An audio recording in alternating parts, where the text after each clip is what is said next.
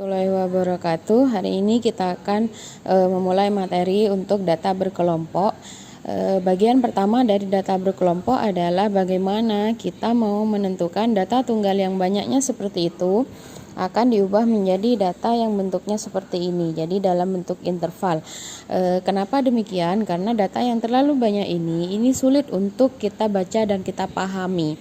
Sehingga harus diubah bentuknya menjadi data yang lebih mudah dibaca seperti ini. Langkah pertama untuk menentukan atau menyajikan data berkelompok ke dalam tabel itu kita harus menentukan yang pertama namanya ring atau jangkauan atau kita simbolkan sebagai R.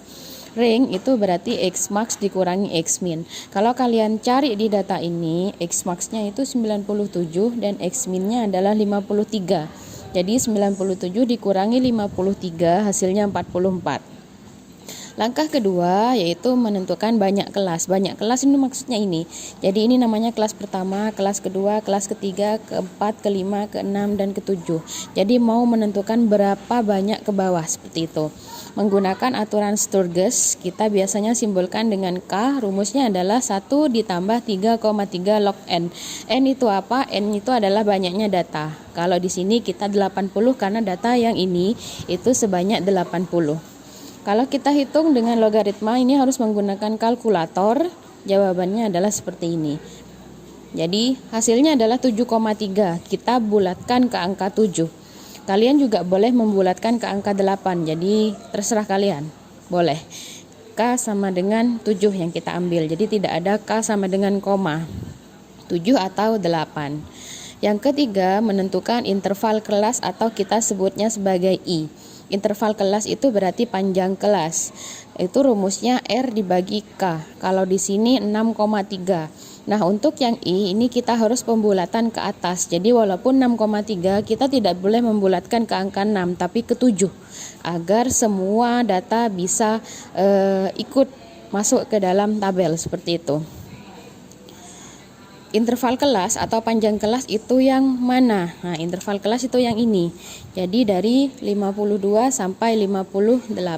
Oke, setelah menentukan interval kelas baru kita menentukan tabelnya. Nah, tabelnya seperti kalian lihat seperti ini isinya. Jadi ada kelas dan frekuensi. Kelas ini bagaimana cara mengisinya 52 dan 58? Jadi kita pilih dulu, pilih angka di mana karena di data ini data terendahnya adalah 53, jadi kita bisa memilih angka di bawahnya. Bisa 52 atau 53 sendiri itu, nggak masalah. Bu Vera pilih 52. Jadi 52 ke 58 ini cara menghitungnya sesuai dengan interval kelas atau panjang kelas. Jadi 52, 53, 54, 55, 56, 57, 58. Jadi 7. Sesuai interval kelas. Setelah itu dilanjutkan dengan 59 dan seterusnya sampai 65. Kita lanjutkan terus sampai selesai, ternyata di 94 sampai 100. 1, 2, 3, 4, 5, 6, 7. Kelasnya ada 7 sesuai dengan banyak kelas yang di poin kedua. Kemudian frekuensi. Frekuensi itu berarti banyaknya datanya. Maksudnya seperti ini. Data 52 sampai 58 kalian cari di sini. Jadi 52 sampai 58 itu ada 53. Kemudian ada 57. Jadi ada 2. Kemudian 59 sampai 65. Jadi cari data di sini yang nilainya 59 sampai 65 itu ada berapa? Kalau kalian cek maka dia ada 17 dan seterusnya seperti ini. Ini kalau dijumlahkan dari atas sampai bawah maka jumlahnya adalah 80 sesuai dengan banyak data semula, data tunggal yang di sini. Jadi yang ini namanya adalah batas bawah, ini batas atas kelas. Jadi setiap kelas memiliki batas atas dan batas bawahnya masing-masing.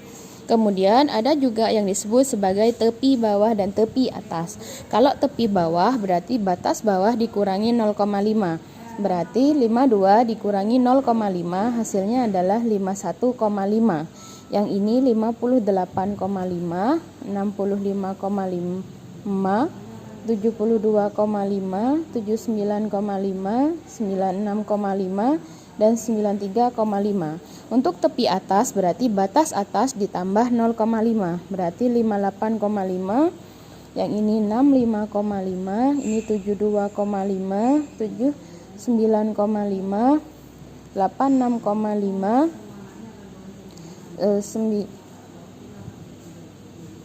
ini 87. Berarti ini 93,5 dan ini 100,5, seperti itu. Terima kasih.